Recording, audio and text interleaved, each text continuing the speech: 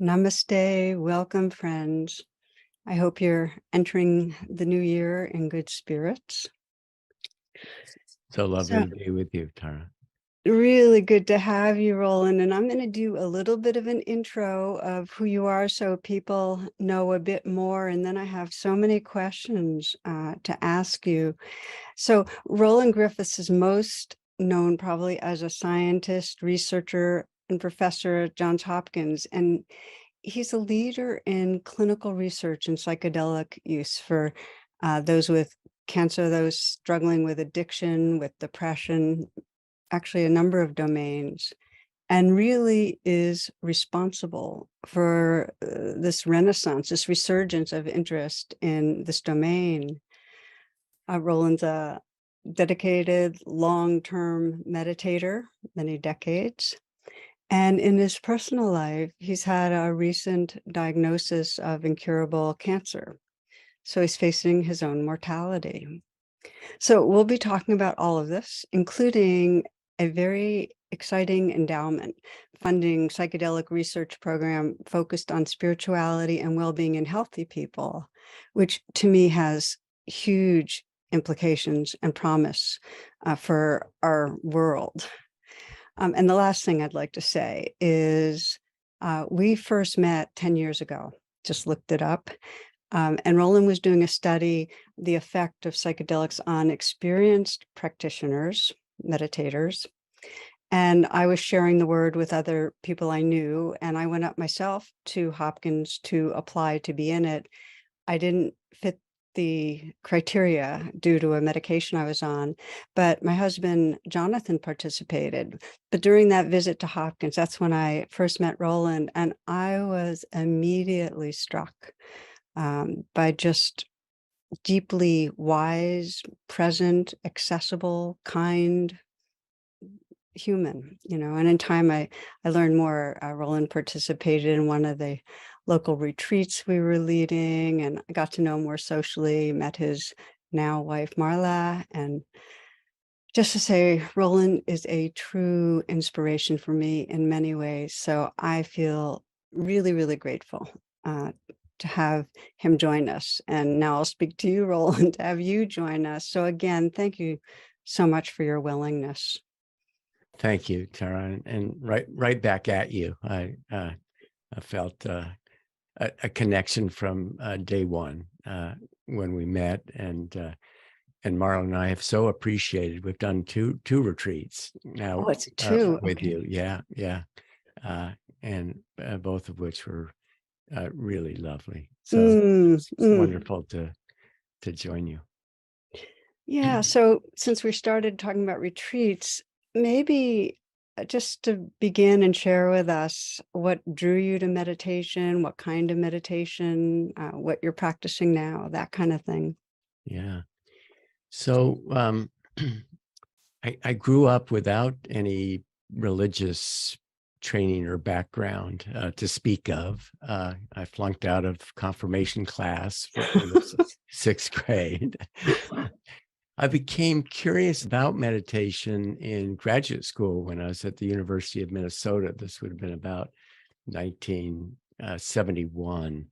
And a local meditation teacher out of Swami Rama's tradition was there. And I was intrigued by this idea that this methodology, meditation, had been developed over thousands of years to explore inner experience. And I recognized and was deeply curious about that, although I had no training. And a matter of fact, my graduate school training was pretty antithetical to that, because I was trained in experimental analysis of behavior, Skinnerian approach that really puts emphasis on behavioral output and has a jaded understanding or jaded view of what is accessible from interior space. But long story short, I did, as so many people do, I think, on first encountering meditation, is I tried it, and 3 minutes seemed like 3 hours, and I could not. I just didn't get it, and nothing lit up for me.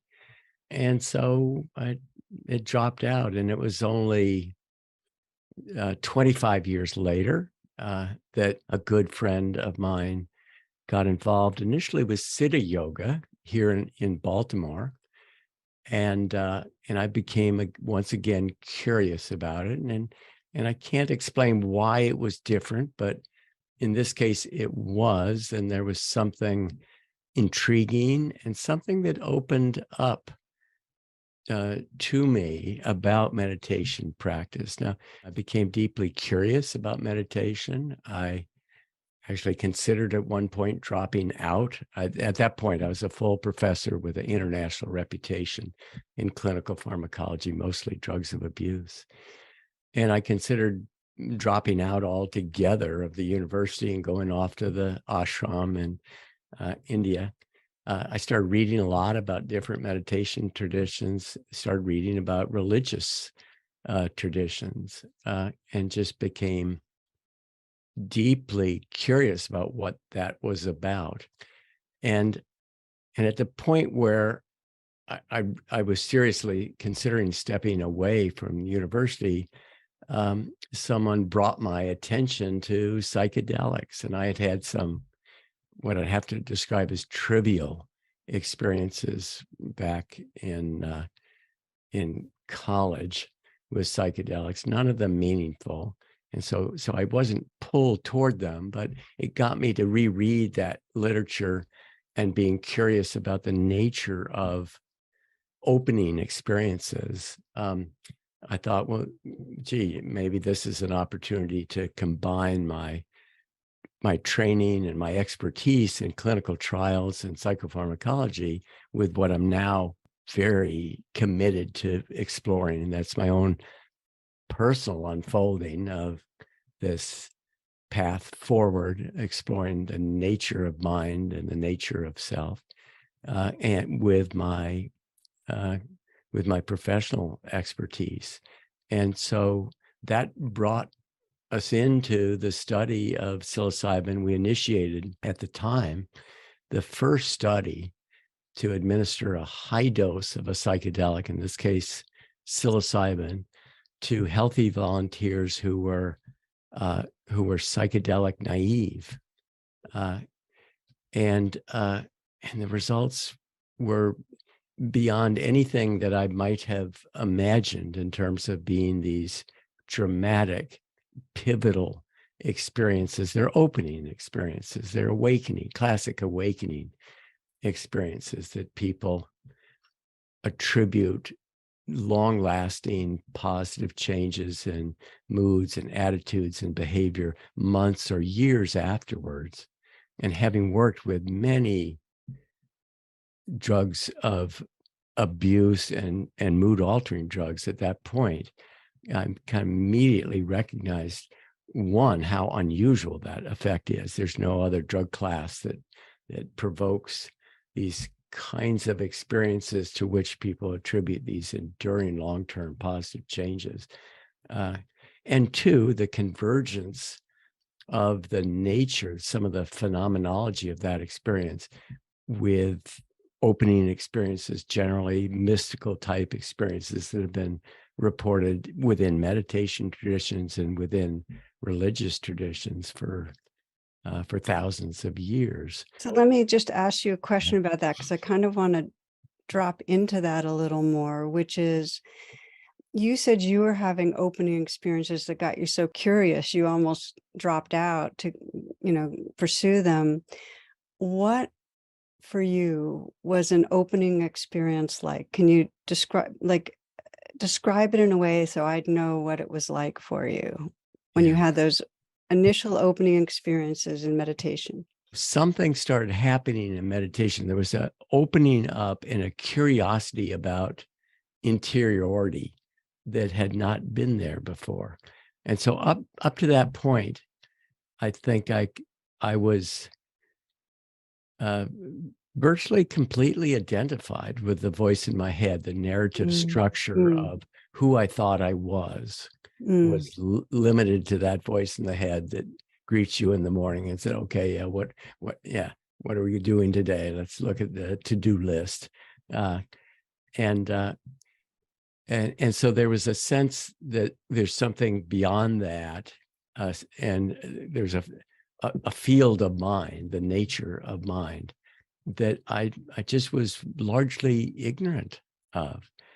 And there's just a much larger context to the field of consciousness, the background, foreground sort of thing. When one's identified with that voice in the head or the objects, immediate objects of consciousness, and kind of losing the fact that those are appearing in this much larger field of consciousness. And would you say, and I'm tracking you, that it's kind of the difference between living inside a story, you're living inside a narrative, and opening up beyond the narrative so you can see the thoughts in your mind, but you realize that what you are is larger than the thoughts. You sense that you are part of, or your consciousness is a field that's bigger than the thoughts and the ideas. Yeah. And in classic meditation, instruction, think of the thoughts as, clouds passing in the sky. But what you're looking for is that background. Now, that was accompanied by, so this expanded consciousness, if you will, and accompanied by, let's see, a sense of not only wonder and truth. There's something really important and true about these experiences, but there was also a sense of joy that came up, the Ananda part of it. And at that point, I had not studied classic mystical experiences, which I now have. I have some understanding of what at least I think are the important components of these opening experiences. I didn't have that as a template to put on that. But if I kind of reflect on it, classically, those opening experiences, as I now understand them, are comprised of this sense of the interconnectedness of all things, this sense of unity. And that can be both a total void and it can be a total fullness. And I certainly had that kind of experience. There's something about that background that can be devoid of objects of consciousness. And then that sense of the truth value. There was something important and interesting about this. And then there was this joy that came out of those experiences. And the other components of it is a sense of timelessness and spacelessness, which come out, in the ineffable quality that you can't put it into words. So there were many of the features of the classic mystical experience, but I can't say that there was one time where I sat down in meditation. And then I'd gotten very serious about meditation. I was doing, I was meditating 2+ hours a day. I was going on retreats. I was doing intensive meditation and reflection within the Siddha Yoga tradition, and also with attendant readings or scriptural readings. But there was something deeply important about that investigation for me. And then you did shift to Vipassana. So I'm curious what ended up drawing you to Vipassana. Yeah. So after the psychedelic work started going on, and I think one thing I wanted to say is that I went in to the research with psychedelics with a good bit of skepticism, because what I thought is I had the authentic coin of the realm here with meditation, and I looked at some of these psychedelic proponents and felt quite skeptical about, and they did not present in a way that I would think that one who might be close to enlightenment, whatever that means, they didn't look like that. And I was suspicious about kind of the zeal and the over enthusiasm. But the results of the study were just so remarkable to me that it just drew me in, and that's been a real focus of my research ever since. But I was actually quite reluctant to try psychedelics myself because, one, I thought it might skew my ability to do empirical research, and two, I thought there was a huge risk to the field if I were identified as a user, as a proponent, which I guess I might consider myself to be one now. And many years after we started this research, I finally waded back in to some limited psychedelic use, and so I can affirm that relationship. Let's see. So, what got me involved with Vipassana? I started doing retreats at IMS in Barrie. I think as my practice deepened, there's some elegance about focusing on the nature of mind and not grasping for experiences that I thought was of deep value. And of course, meditation is complex, and there's so many different forms of it. I also think scientifically, the neutrality that I experience with at least the U.S. Vipassana teachers is, agnostic to mechanisms, supernatural or otherwise, that are kind of forefronted in some of these other traditions. And so I'm bred as a scientist, a skeptic, albeit a curious one, but I can't embrace or accept beliefs, based on authority. And there's so much of what goes on in some traditions that really makes that a requirement. So yeah, I felt more home in Buddhism as a tradition, but I do value the experiential components of what can emerge, and the different traditions teach differently about that. So what I'd like to hear from you then, because you've continued with Vipassana, your mind's continued to bring that curiosity and have openings in your own way. And how has that interweaved with your psychedelic use? And now I'm talking personally, how the openings from meditation and the openings from the psychedelics have corresponded, reinforced, whatever you've discovered on that. Yeah. So I found meditation to be this really valuable approach to understanding the nature of mind, at least that's how I'm experiencing it. And there is this sense, as we've been talking about, it's the background sense of awareness with objects emerging within the field of consciousness, and the deep teaching about not to become attached to those objects, that you have a freedom within the landscape of mind to choose whether or not to be involved, and to catch yourself when you can, about not getting just pulled off in a direction.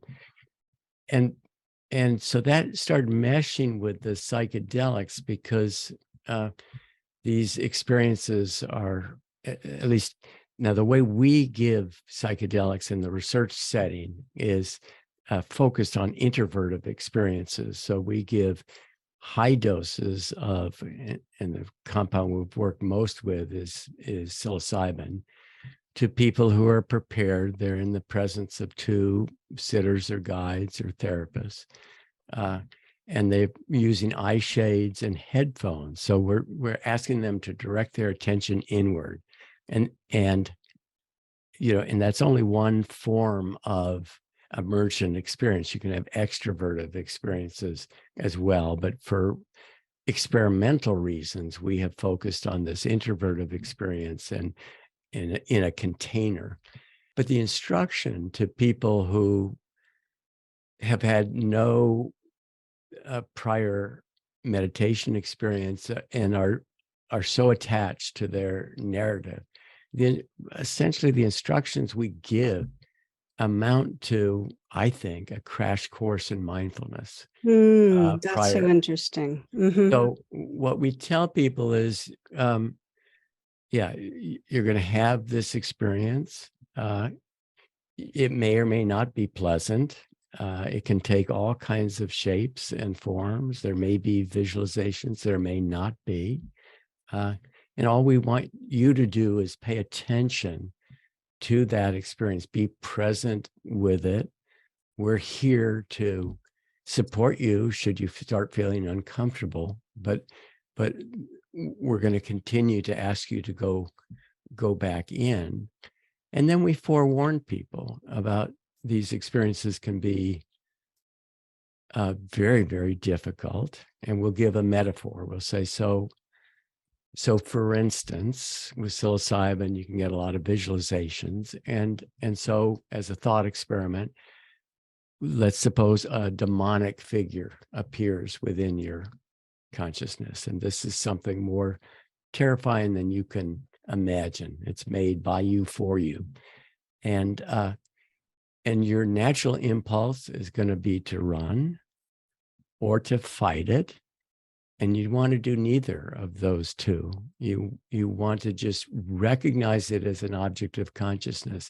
And so the instruction is to be present with it and actually not running, not fighting, but to approach it with this kind of deep curiosity. And in some cases, although I hesitate to do it, you can ask it what it's doing there, what it has to tell you, but that's reifying it. And that's actually what you ultimately you don't want to do. And then we'll say, as you approach it, whatever fear you have may be initially intensified, but you just want to stay with that. And the guarantee is that it's going to change. It's not going to be stable, and at some point it might, it might dissolve, it might become disgusting, it might become beautiful, it might become transcendent, but it will change. And that sounds to me like meditation 101, right? About just being present with whatever it is until you actually can see it's appearing in this larger background.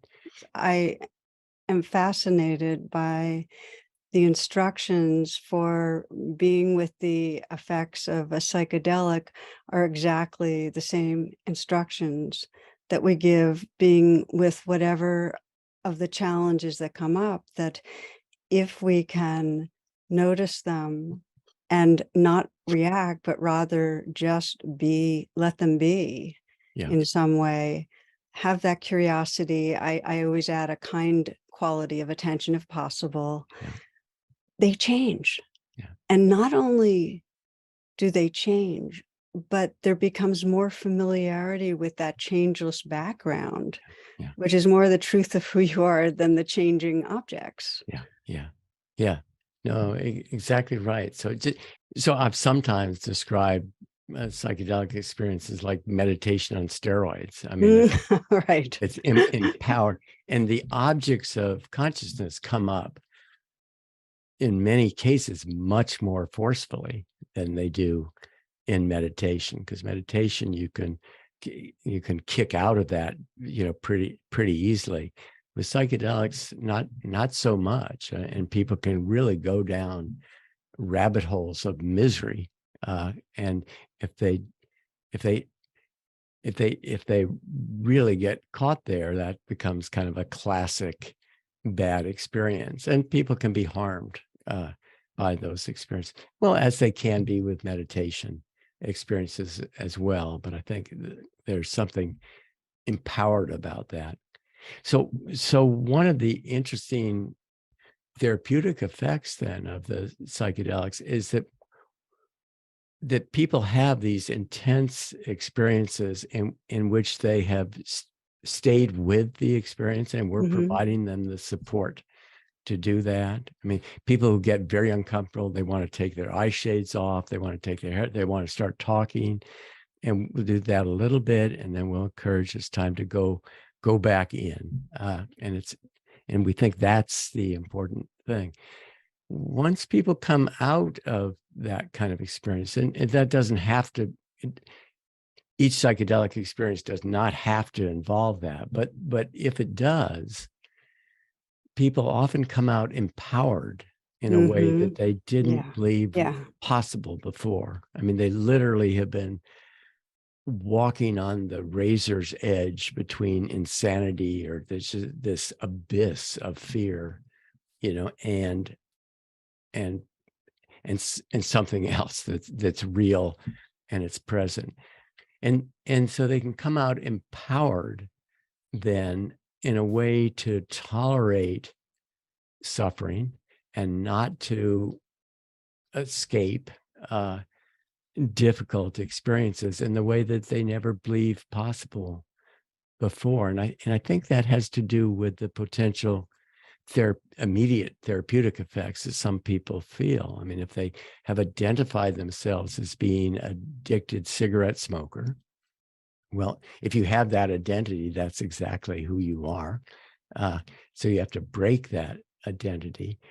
And when they recognize that what it would take to break that identity, just like approaching the monster, is to put up with some discomfort. They're going to crave, but they then may recognize that craving or discomfort is time limited. It's not there forever, and they come out with this ability to tolerate suffering, to make choices going forward in their lives that they haven't been able to because they're so identified with whatever it is, the pain or the craving or depression. And so we think that's operational in a variety of treatment contexts, and may account for why there's this transdiagnostic efficacy or generality to the power of those. Because once you recognize that you have that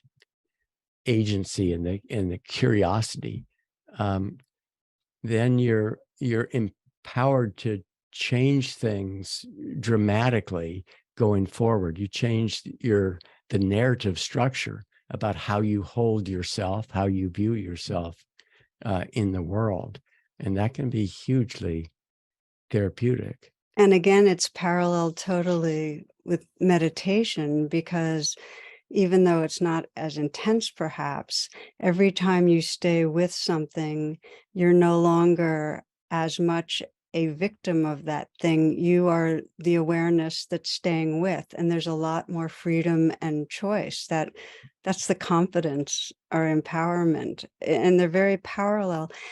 And I'm interested in, Roland, because we're talking about the parallels, the way these meditation and psychedelics really reinforce each other. And you have seen so many people go through this and dramatically transformed with depression, with addiction, with anxiety.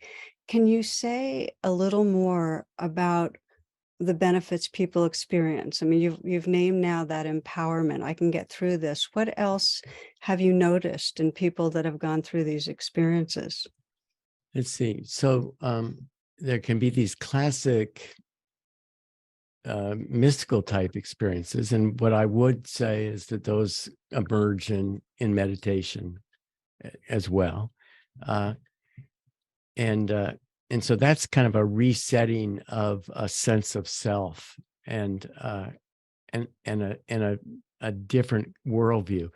The other piece of those experiences is this profound sense of the interconnectedness of all things, and so that comes along with it. There are also experiences of just personal insight, psychological insight. And those occur in meditation as well. It's almost like when you try to stop thinking about it and just let wisdom bubble up, it indeed does. I think within those experiences, and I guess we've been talking about it, there's just this sense that there's something much deeper, alive, to be explored about the nature of being. There is, at least for me, a sense of benevolence within this larger story of being. There's meaning and purpose that can emerge from these experiences, deeper appreciation for beauty and for love. There's there's so many different components to it. I mean, they are all flavors of what you're describing, which is a profound shift in identity. Yeah. That if you're resting in a small self, there's always fear and defendedness and a sense of something around the corner is going to take me out. Yeah. And there's a kind of a profound shift when you feel identify with something larger. And I think I'm just like to share a little personally that your sequence of meditating, being very, very deep into meditation, and then re-encountering psychedelics in a meaningful way. Mine was the reverse, which is true for a lot of people, where in at the end of high school and in college, I began exploring with psilocybin and mescaline and so on. Not a whole lot, but enough so it was a radical exposure or revelation of a much more large, mysterious, precious, interconnected universe than I had touched before. And it was so visceral to me that this entire universe, all forms are the same living energy and it's all sentient. And I was not better or worse than anything else. I was just belonged. And, that dramatically affected my worldview. And it's what made me decide to stop using psychedelics and to join an ashram and spiritual community and really center meditation for my life. So I remember the first time I had a psilocybin trip, I ended up making a clay Buddha. I was like molding clay, and it was pretty clear that, I didn't need to use the chemicals and to go on a path of meditation. But I also want to add that I did have revisited in recent years, and the synergy is powerful and valuable too. So we can talk about that more, but I love what you're describing as the shifts that people experience and how much they're what happened in meditation. And I would even add that without meditation, they don't become as well integrated into really the full expression of your life. That meditation's what really, in a daily way, brings it all alive. Yeah. I totally agree with you. So because of my interest in meditation, we have done therapeutic studies, but we've also done studies in beginning meditators and long-term meditators. And we've just actually completed another study in religious clergy. But with respect to meditation, well, I think maybe the long-term meditators are the most interesting group. So what we did is recruit in people who had long-term histories of practice, tens of thousands of hours, done lots of retreat experiences, either had no psychedelic experiences, or had they had an experience that was 20 or 30 years ago, so they weren't present users. And there's such a prohibition within some Buddhist communities with the fifth precept that just makes that taboo to use a psychoactive drug. But as we know, there are different interpretations of that. So they came in being curious about psychedelics, not having used it. And my sense of that was that they were hugely advantaged, not everybody, but most were hugely advantaged by that history of meditation practice, because they were comfortable at examining the nature of mind. So they could navigate these experiences more gracefully than many people who come in and never have had that kind of experience. We haven't actually published the results, but just to give a just brief synopsis is that most of those people, I hesitate to say virtually all, because there may be a few that didn't, but they really valued the experience with psychedelics. It added something new, and essentially deepened their commitment to meditation. No one came out of that experience saying, "Oh, yeah, psychedelics are the path." If anything, they embraced more fully their meditation practice. In many cases, it jolted people out of a habitual practice that they had gotten into. They had come to a go-to practice of meditation on breath or visualization, or whatever out of their tradition, and recognizing that the field to be explored is much greater than they had imagined. But if anything, it brought in more enthusiasm for their practice and more respect for their practice, because my view is that the only way to achieve stability in this investigation of the nature of mind is through practices such as meditation or other embodied practices. And psychedelics can be misleading and certainly don't, and in my judgment, represent a path in and of themselves, because there's no stability in it. And then certainly some people can get caught in the grasping for the experience, and that's could derail them. And then there are certainly more risks involved in use of psychedelics than there are in meditation. But I see them as just very close cousins, and I've actually come to think that there really may be value, and we can't do that right now because of legality, or that's certainly discouraging. But there really may be value in much better investigation of how psychedelics can facilitate the exploration of the nature of mind when put into context of meditation.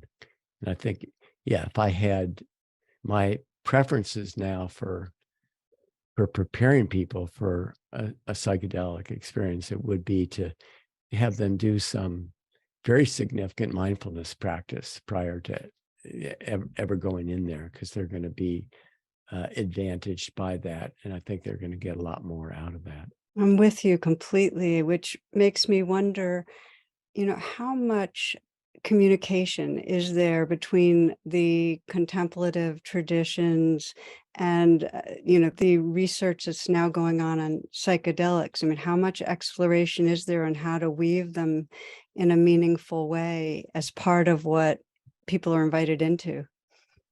Well, so you certainly know part of the story. When we started recruiting volunteers for the long-term meditation study, we approached a whole number of meditation teachers. And I don't know what percentage, but at least 50% said, no, that's against our religion. There's no place for psychedelics. It was really a firm stop. And what I would say is some of the teachers, particularly out of the IMS Vipassana tradition, were much more open and welcoming to that discussion, and thought that there was some value in proceeding. My guess is that that's going to change in time. I mean, It's already changing.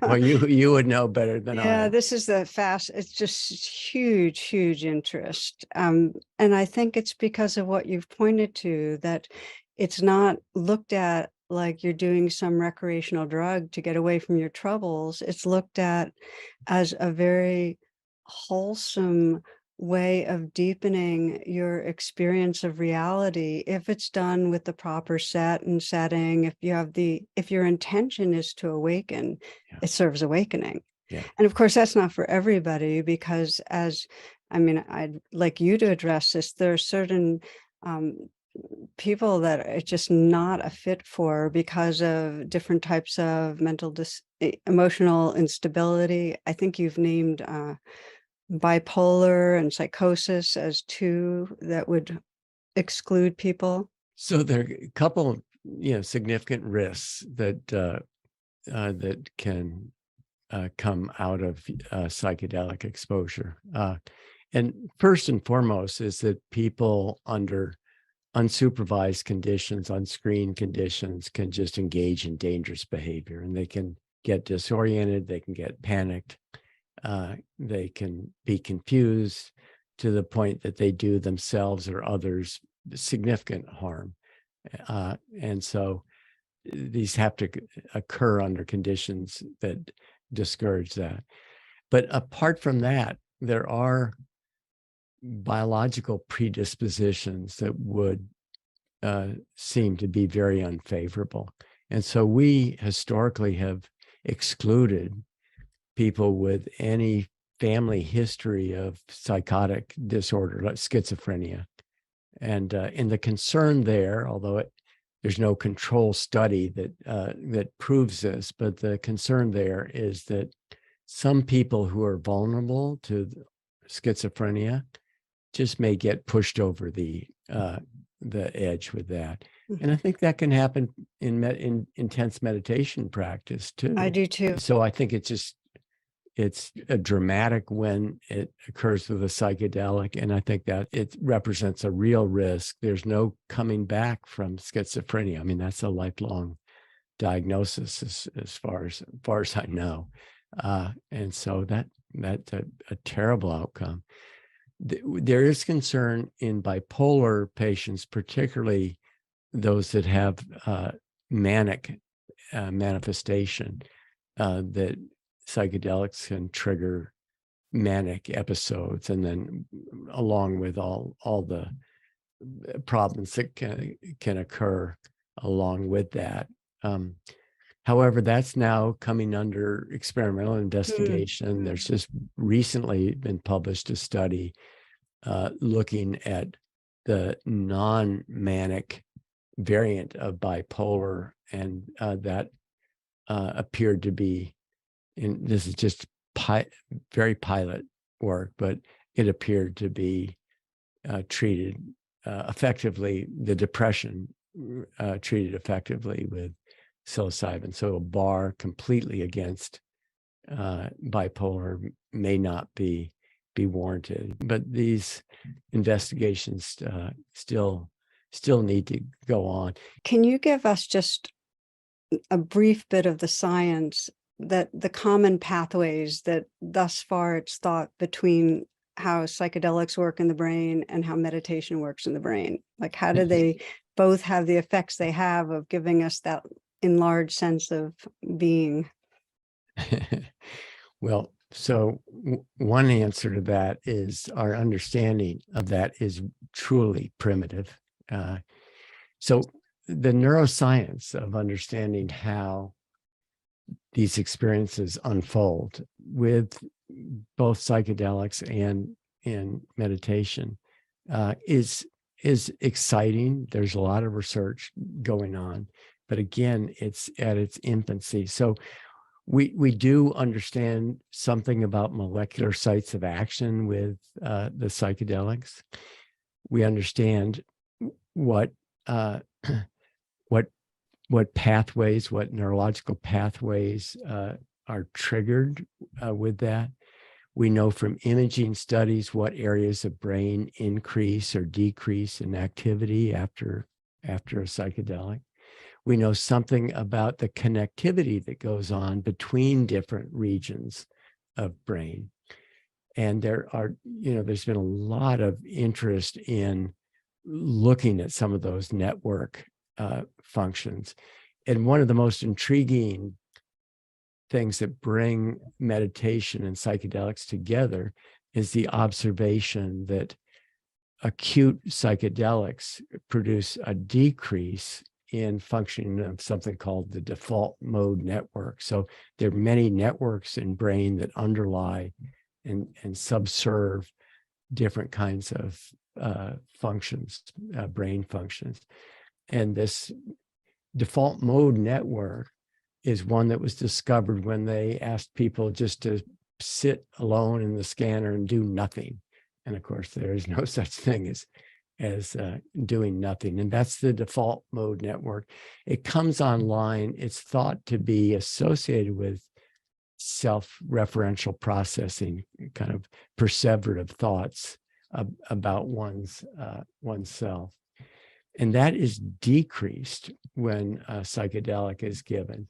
And that intuitively makes some sense because someone's drawn into the present moment. That discursive voice is largely turned off. And the interesting thing with meditation, and this came out of Judd Brewer's initial observation in long-term meditators, is that's exactly what happens in long-term meditators. There's a decrease in this self-referential processing, this default mode network activity. But it's much more complex than that. And and we have a variety of other ideas of different networks that may be at play with psychedelics and surely must be at play with meditation. So I think the thing that I'd fall back on is how little we understand about what's going on in the brain. I mean, these network functions, we have billions of connections there. And this is just a very crude understanding of what kinds of brain activities might be at play here. There is something called the hard problem of consciousness, and that is consciousness ever going to be explicable from a purely reductionistic and materialistic view? And we don't know the answer to that. And many people within my field of neuroscience would take it as a given that it has to be that way. But it doesn't. And we don't know. We need to be humble about that. So there are these deeply intriguing questions about what this whole process is about, and we don't have a coherent physics. Quantum theory hasn't been reconciled with conventional physics, so there's so much that we we don't understand. So at the bottom line, there's a sense that we need to be very humble about what we do and don't know. But my thought would be, surely there's much more to learn about this integration and the similar and differences between psychedelics and meditation. And so that's a huge opportunity for future research. Yeah, and it's a fascinating one. I mean, even if everything can't be reduced, there's going to be some expressions of pathways that are going to be in common or not. Yes. And the fact that the one that's been identified thus far as possibly correlating has to do with a decrease in centralizing a sense of a self certainly makes intuitive sense. Yes. Yeah. That as they say, no self, no problem. It's like the less we're identified and centering throughout the day, what's happening to me, what's going to go wrong for me, the more we are taking in our world. And so there is a bit of freedom with that one. Yeah. I'm curious what you have noticed and what people have reported, but maybe I'll ask you personally, has been in the impact on relationships with others that follow these experiences. Did you notice in your own life a shift that was very pronounced in how you were relating to others as meditation and psychedelics deepen their impact? Yeah. So let's see. So one thing I should say is that because we have run our studies in participants one at a time, they're disadvantaged by really not having a group to share their experience with. And we've done that for scientific reasons. We want people to be independent observations. But we ran one study in beginning meditators where after they'd gone through these experiences, we brought them together as groups.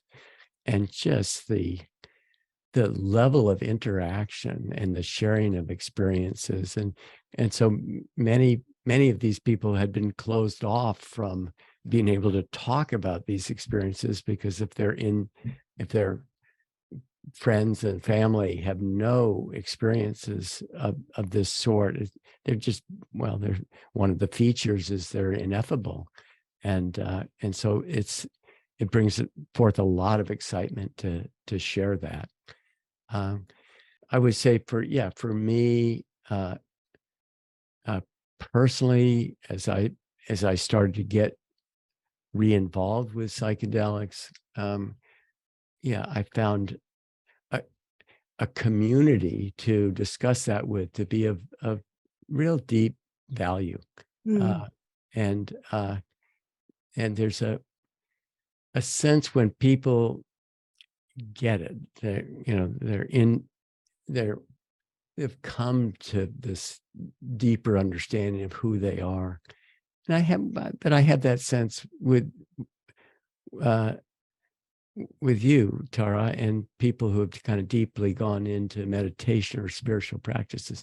There's just a coming together. There's a recognition that comes right forward with that. And there's a sense of intimacy and closeness that come. So yeah, I think as I've become involved with that, I've found a community among people who understand these experiences. But it doesn't have to be just psychedelic. It's it's people who are deeply on this path.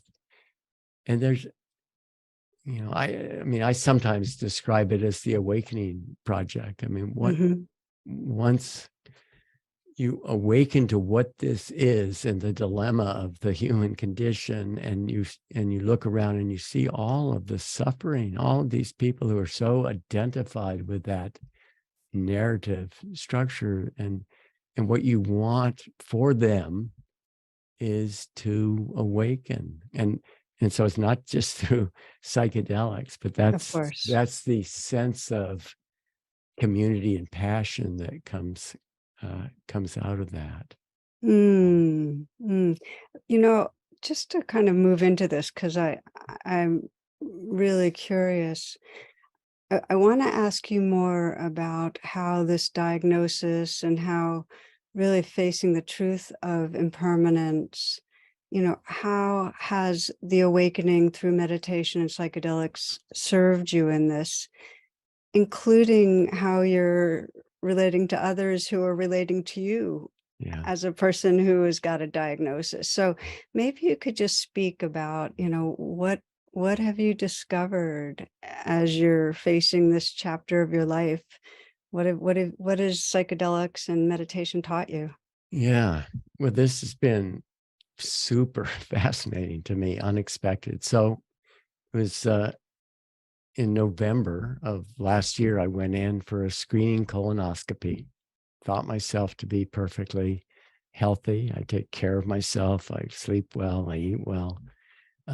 And I came out with a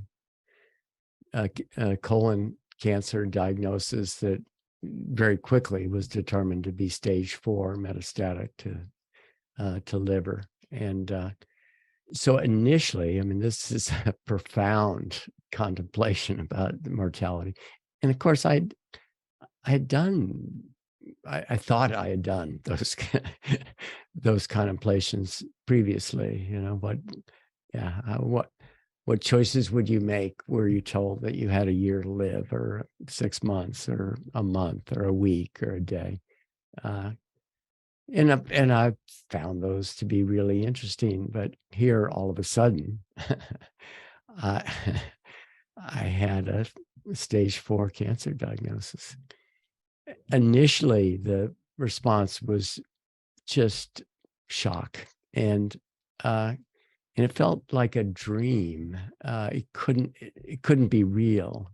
And Marla and I spent a couple of days just crying and a little bit disoriented.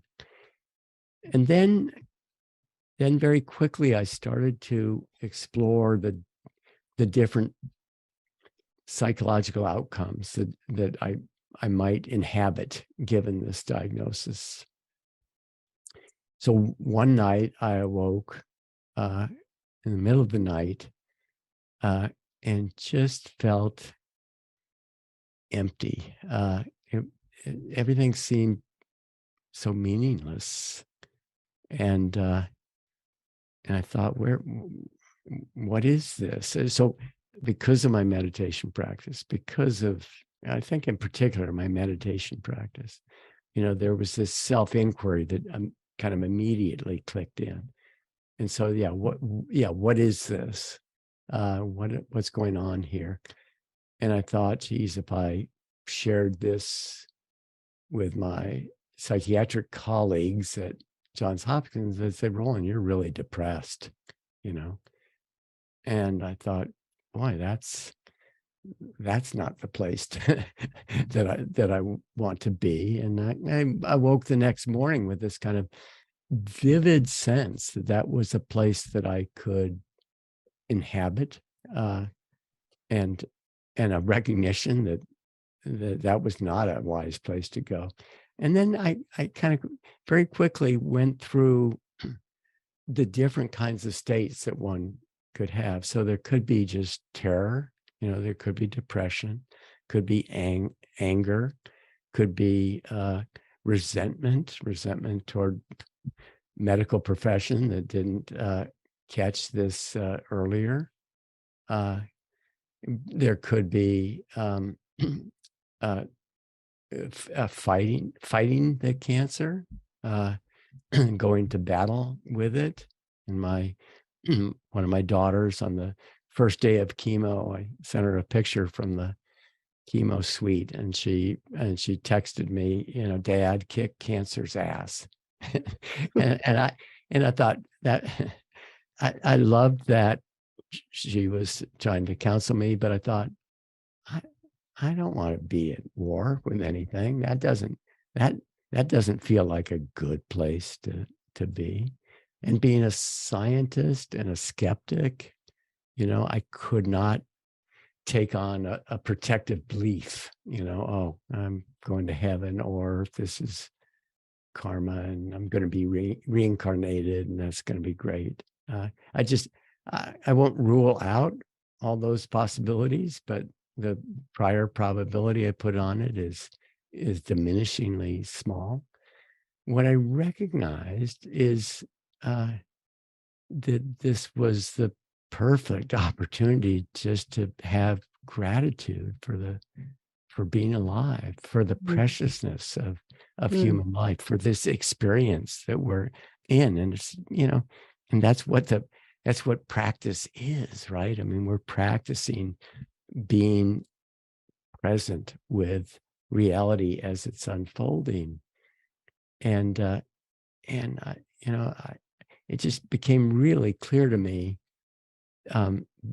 that is the wisest place I could go. I haven't come out with a better one than that. So my practice has been one of gratitude, and it's been astonishing. And I wouldn't have expected this, but there was this sense of absolute joy and love and the ephemeral quality of life, which I had contemplated, but was now forefronted for me,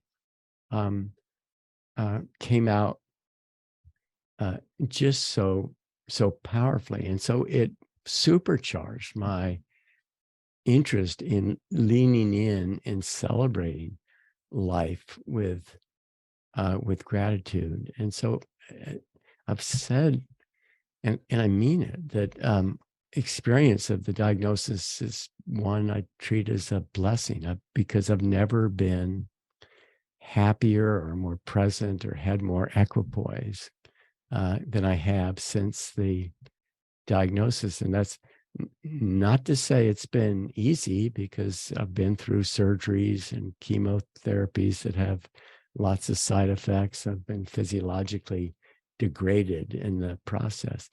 But just by using each of those challenges actually as a call to be present with whatever it is just it feels just really empowering and lovely. And so I've said on any number of occasions what a tragedy it would have been had I walked out of the house that morning and been run over by a bus, because I thought myself to be awake before, but nothing compared to what I have now. So I literally would not trade this now. Yeah, I'd love to have awakened as I have without a benefit of the stage 4 diagnosis. But it's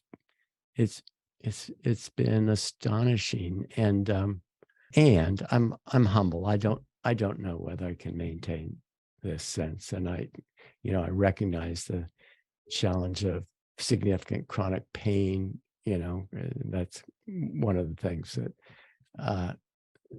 that I'm deeply respectful of, and know that, and I don't have that or other things conquered.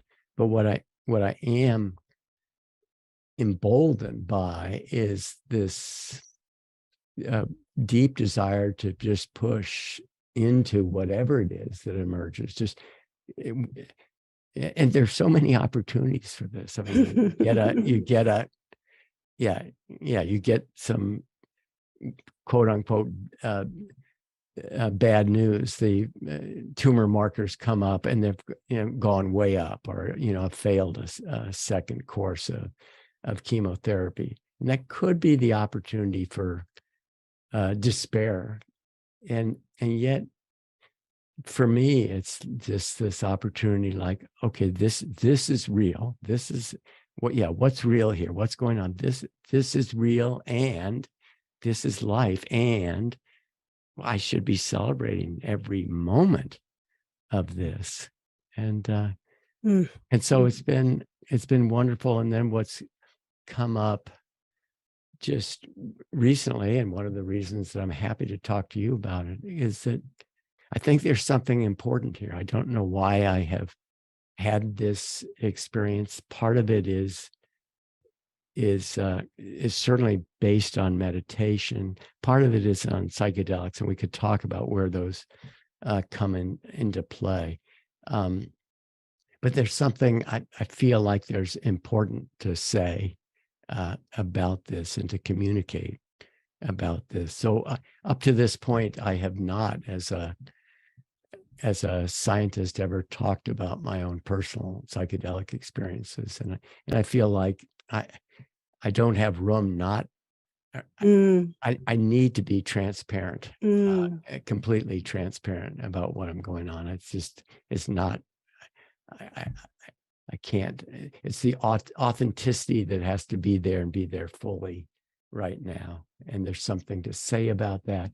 And I think there's something to be learned about this. And with respect to this larger project of waking up, to whatever extent what I'm going through can be useful to other people, then that's just a wonderful opportunity. So Marla and I continue to, when we talk about this, to invite people in to celebrate this, the wonder of this gift of and preciousness of life and consciousness and reality, hoping that people will use that in just in a prompt to continue to awaken.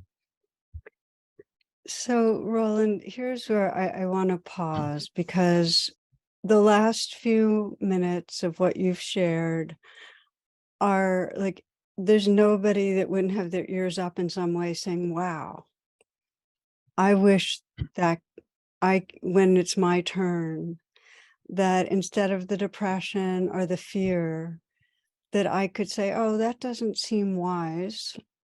What really would be wise? And in some way land on gratitude, that everything that it's arising right now is an opportunity to deepen presence and to discover more about this mystery. I mean, I can't imagine that would not be the longing. I mean, I feel it in myself. It's like, yes, this would be what I would most wish were mortality closer in. And here's the end.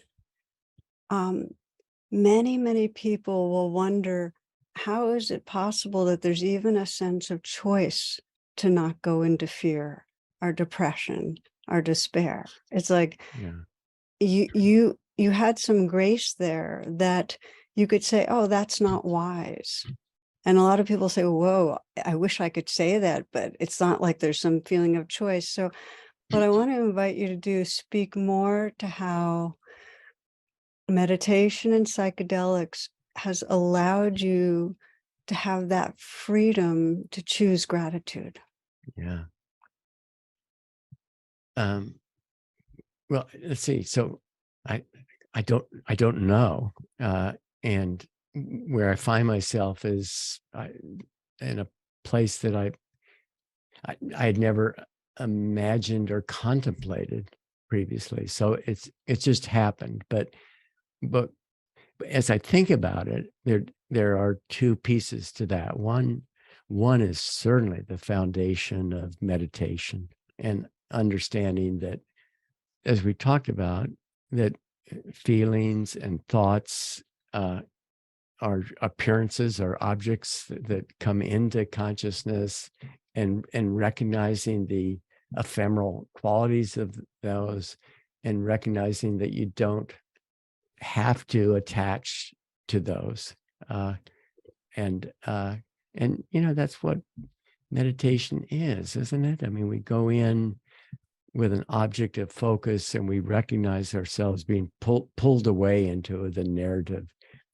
stream, and then we're constantly bringing ourselves back to that.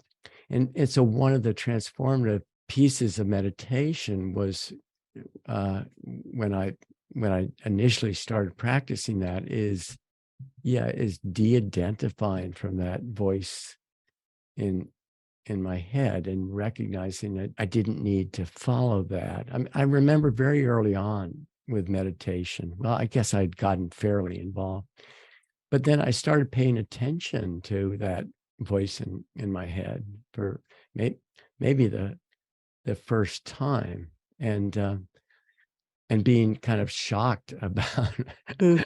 about the narrative of what it was saying, the kind of the judgment, the self-judgment, or judgment of other people, and how embarrassing it would be if brain went on loudspeaker Right. and this and and the nasty things that it had to say about me, and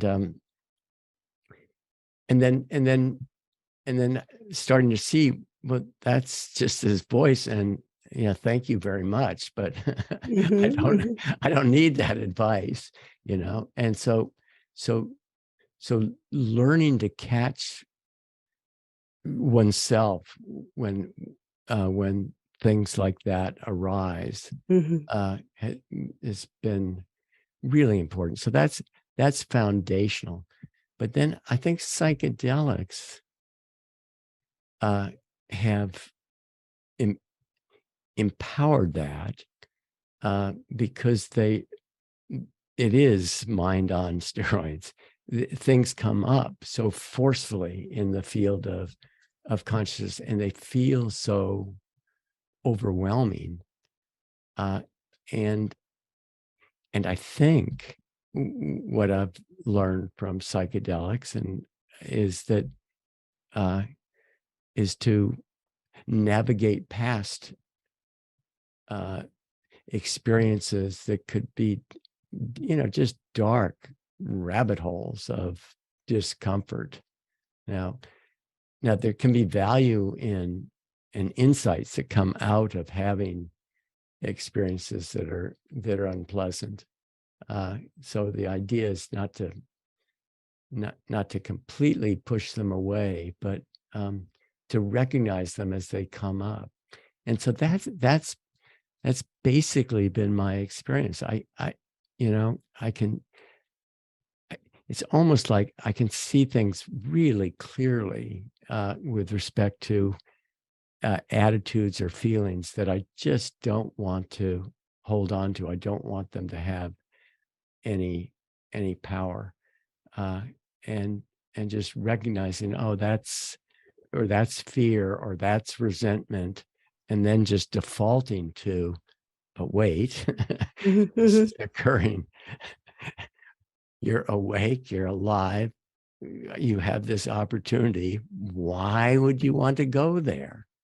And so I felt myself to be aware that, partly awake, but but not to have that down in a sense that I could have imagined. It's emerged since the diagnosis.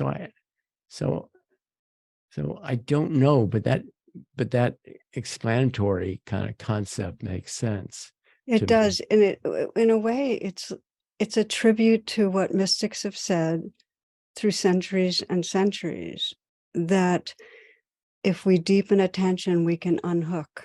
Yeah. We can unhook. We do not have to be, it's like that message, don't believe your thoughts, and don't believe your thoughts, and don't believe your thoughts. It's like Yeah. we actually Yeah.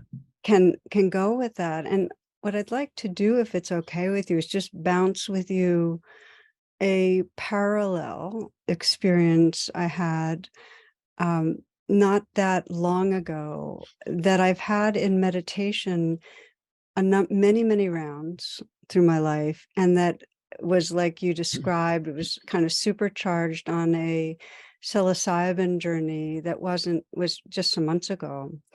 And it was, it's like I could feel how my daily life had distracted me from the radicalness of impermanence. So as soon as the psilocybin took effect, it was radical impermanence. It was clear that everything was coming and going, including this body and all beings that I love. And, I had my dog nearby who died died a bit afterwards, and was feeling the vulnerability of my aging body. And so it wasn't an idea of mortality. It was my cells knew the reality of, and with that fear, fear came up, deep reflexive fear of resisting, of not liking, of unpleasant. And then, as you describe, a kind of leaning in, or I think of it almost like this, like surrendering, letting the fear be completely there without any resistance, and it became grief. It was like just the sheer sadness or sorrow of cherishing and losing, cherishing and losing. And that, when I surrendered into it, became this portal to just absolutely cherishing the changing appearances of life. It was a cherishing. And there was a profound shift in identity, that I was no longer the fearful self or the body that was going, that that I was this timeless presence that was witnessing and experiencing everything with a profound love. And what I have found, Roland, is that that comes a lot. And the more I get familiar with timeless presence, this field that is looking through these eyes at each other, the tenderness that's inherent to that field, the more that I become familiar with it, the more it's absolutely a truth beyond any story about myself. And the more I trust that, the more I'm fearless. And I wanted to share with you a quote that I keep going back to that has to do with this, which is that if everything changes, then what is really true? Is there something behind the appearances, something boundless and infinitely spacious, innately loving, in which the dance of change and impermanence takes place? Is there something, in fact, we can depend on that can survive what we call death? And I want to share this because as I listen to you, it feels like it's a tribute to how there's been that learning on how to unhook, to let go of the identity with the changing thought, body, feeling, and arresting in something larger, and that you trust that. There's a trust that makes it possible for you to actually not go down the wormholes of getting identified with depression and fear. Yeah. And that, to me, is something that's possible for all of us. And it takes practice. And for many, the benefits of psychedelics will deepen that. Does that resonate for you? Yes. Yeah. Yes, it certainly does. So yeah, one comment is, so the first therapeutic study I conducted was in, ironically enough, cancer patients who were depressed and anxious for their diagnosis. And I think palliative care and end of life is a very great target for psychedelics. But out of that study and other studies that we've done, it's very common for people after these deeper psychedelic experiences to come out with some thought of something surviving death, that there's, whether it's consciousness or something else. So that's really quite common. It's common in near-death experiences, and it's common in psychedelic experiences in which people feel that they've had some kind of altered understanding or beliefs about the nature of death. For me, I mean, that again, this is my skepticism. I can't know that to be true, and I can't take that on with any certainty. But I can affirm that it's actually very common that people have those experiences, but that, I mean, so one of the interesting things, you don't need a high probability of that outcome to make the process of dying to be one of deep curiosity, right? I mean, we don't know what happens when we die, and isn't it going to be interesting? Well, in a way, I feel like we die. Dying happens throughout our life.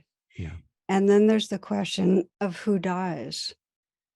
Because I think if you really think you're what's dying, there's too much fear to be curious. Yeah.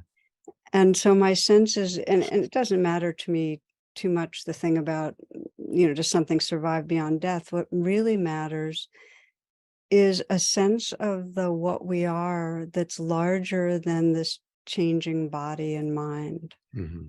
There's a resting in something larger. Yeah. Yeah. I have another reflection on my psychedelic experiences. So I certainly have not been immune to fearful experiences. And what I've found that the way that I have managed these experiences is when this kind of deep foreboding fearfulness comes up, my immediate impulse is actually to go deeply into that. And if I'm in a place that I'm ambulatory, and if it's under conditions where I'm with other people, and I don't, and now I'm giving advice that I wouldn't recommend for people to do, but I'll go off alone, and with the thought that I'm going off into this place that I don't understand. There's some foreboding there. There's something fearful there. Some sense that I'm walking toward my own death. And then when I get deeply quiet with that, and then the inquiry is, okay, so where do I find myself? And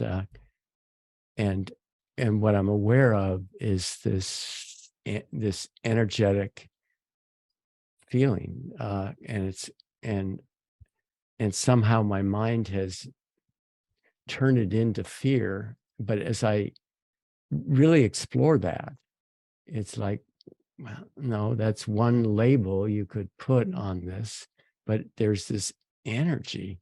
There's incredible energy that I'm feeling, and what is that?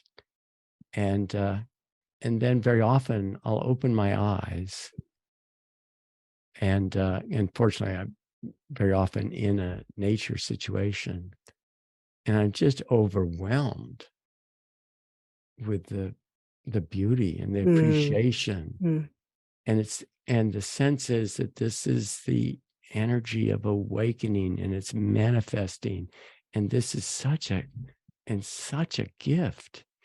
And then what was experienced as fear is just felt to be this huge outpouring of gratitude and celebration, that I feel I really need to share with people.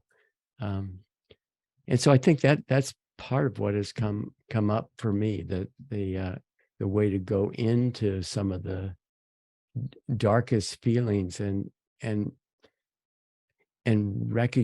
recognize that it's just an opportunity. If you just lean into the present moment and ask what's real, there's nothing but gratitude and celebration that comes out of that.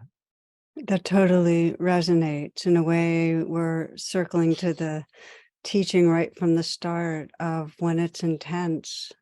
If you don't resist, if you don't push away, just being with, it enlarges the presence that's here. So there's room for what's there, and you can relate with that gratitude.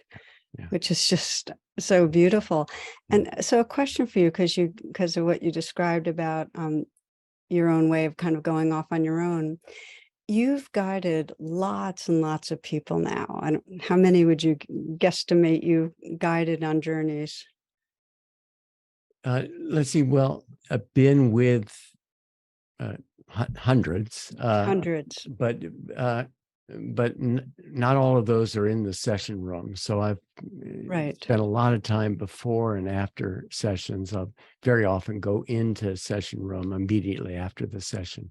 So, and part of my curiosity is, what is it like for you as a guide to bear witness to people? And I want to say, where the reason I'm asking is because just hearing from Jonathan, his process of going in deep and getting into something that was difficult and painful, and having you and the other facilitator, your presence, and having it be so utterly kind and so close in, was a part of the field that helped him to open larger.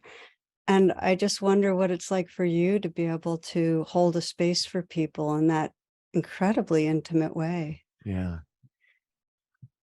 Let's see. So, in different guides would handle this differently. But I mean, for me, it's an opportunity to go into meditation. And then there is some sense I have, I don't know what to make of it, about entering into a shared space in the field of consciousness. And I don't know if that's imaginary or not. I certainly have had very powerful experiences of that. I certainly I think that's one of the benefits of group retreats, because there's something that happens. And so there's so the opportunity to guide and to be present is like a mini day long retreat in many cases. But then if someone is struggling, then this is the opportunity to practice compassion and love, and that's lovely too. So there's something very uplifting about having the privilege to sit with people. Well, the compassion and love was certainly felt. And this is a little bit of a segue, because I do believe that the meditations, the psychedelics, it wakes us up in a way that compassion and love flow more freely. And you have a vision, really to do with our larger society, that I want to just invite you to share a bit of how psychedelics, my language is, it can just serve our collective evolution. So I just hope you'll share the vision and also share a bit about the endowment, because I feel like it's such an exciting possibility. Yeah, well, thank you. So, so the diagnosis has opened so many wonderful opportunities and doors for me, and a number of them came directly out of writing my will. And in this case, it came to the point of charitable contributions. And this is a couple months after the diagnosis. And my initial thought was, okay, what I've been doing in recent years is making charitable contributions to Give Well. It's part of the effective altruism movement, and they really vet charities. And I thought, this is easy, I'll just do that. And then I awoke the next morning and thought, what is it that I really would like to give? And as I thought about that, it's the very thing that I've been longing for myself and others. It's what brought me into meditation, and it's what has empowered my interest in the work with psychedelics. what I really want is contributing to the awakening of humankind. That we're all in this together, that we need to take care of one another, that we need to take care of this planet that we're in, and that there's something incredibly beautiful about that. And of course, what I do is science. I'm a researcher, and I'm committed to the scientific method as being the most powerful tool we have to unpack reality, and we're far from having done that. But there's no reason that the tools of science can't focus in on the awakening experience. And with psychedelics, we have the most powerful scientific tool that's ever become available to study that. And that's the very nature of what we've been doing. Our research to date has been primarily focused on therapeutic outcomes. And that's just pragmatic. That's the funding is there for therapeutic outcomes. There's cultural acceptance of that. But what I think is the much bigger and more important project is, what are the implications for these kinds of experiences for otherwise healthy people, or people who don't carry a diagnosis in any case. And I think it's so important because if we can truly understand the nature of what creates this sense that we're all in this together, the pro-social aspects that come out of that we need to take care of one another. There's this deep ethical implication that arises from that. And it really boils down to the golden rule: do unto others as you would have them do unto you. And we need that. And now I'll talk very broadly about how do we manifest that? We need to understand the process and then develop cultural institutions that can effectively bring our culture and society into wise use of these compounds. And we need to evolve a set of ethics that go beyond simple the divisiveness of religious teachings.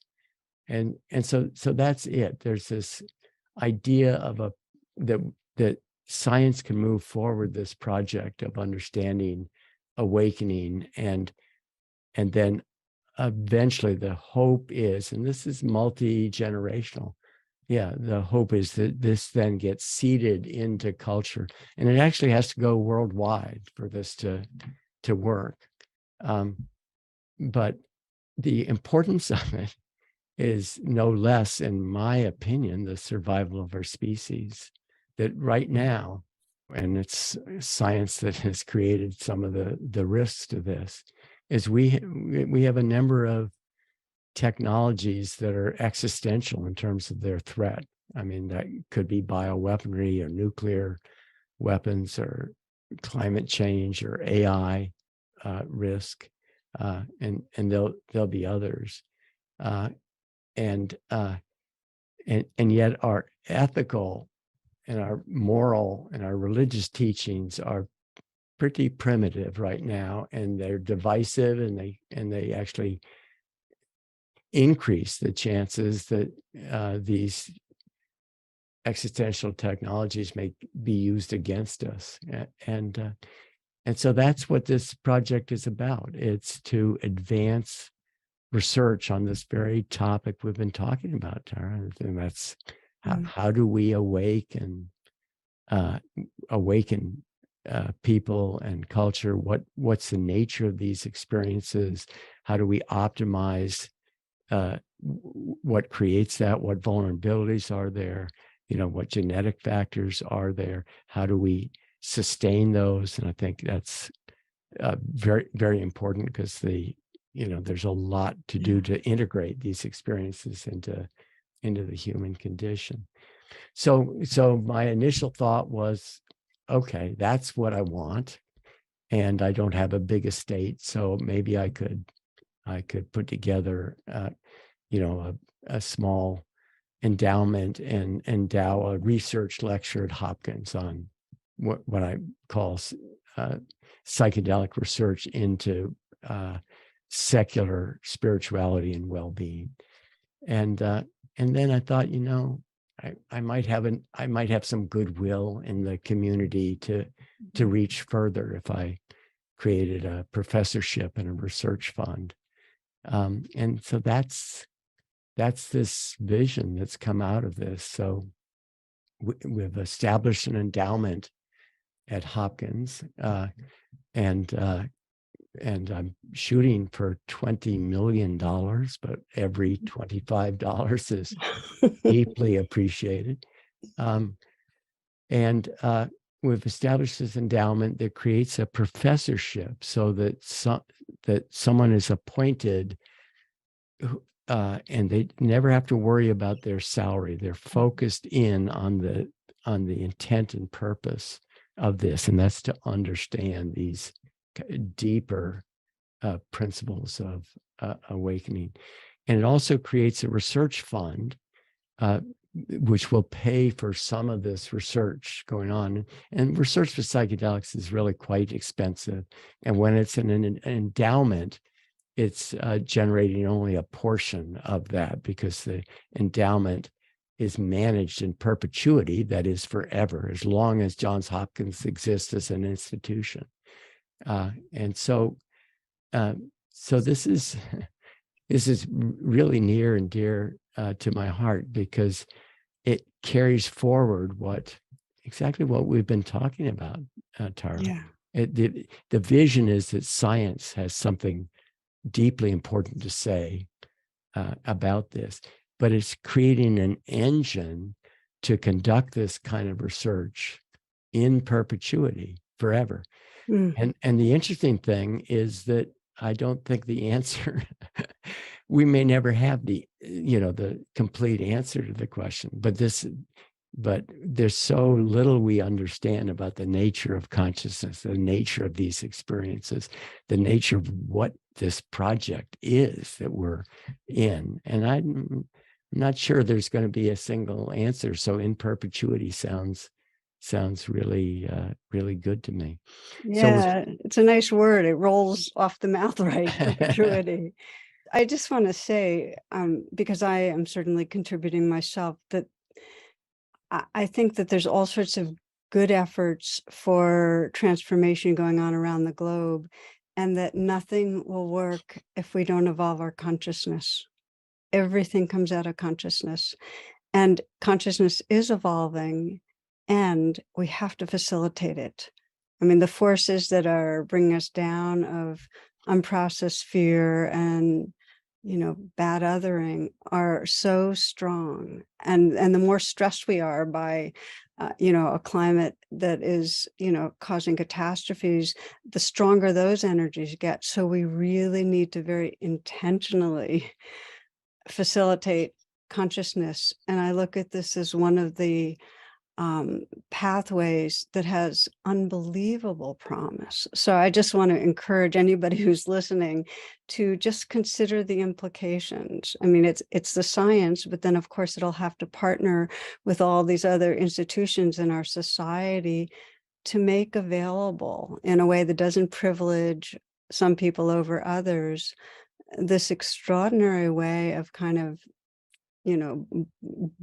fast starting, or kind of booting up our systems to really wake up. So and we will be posting with this talk a link that'll give you all the information you need. But I interrupted you, Roland, so anything else you wanted to say on it, please? Oh, well, let me just say that the link is griffithsfund.org. So it's GRIFFITHS fund, one word, .org.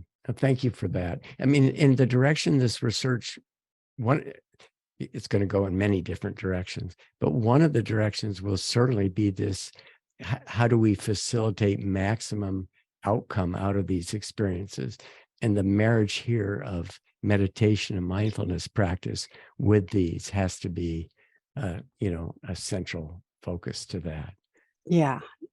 No, it's, many of us are putting our lives into kind of, can we help more and more people to use meditation to wake up their hearts and minds? And this goes absolutely hand in hand.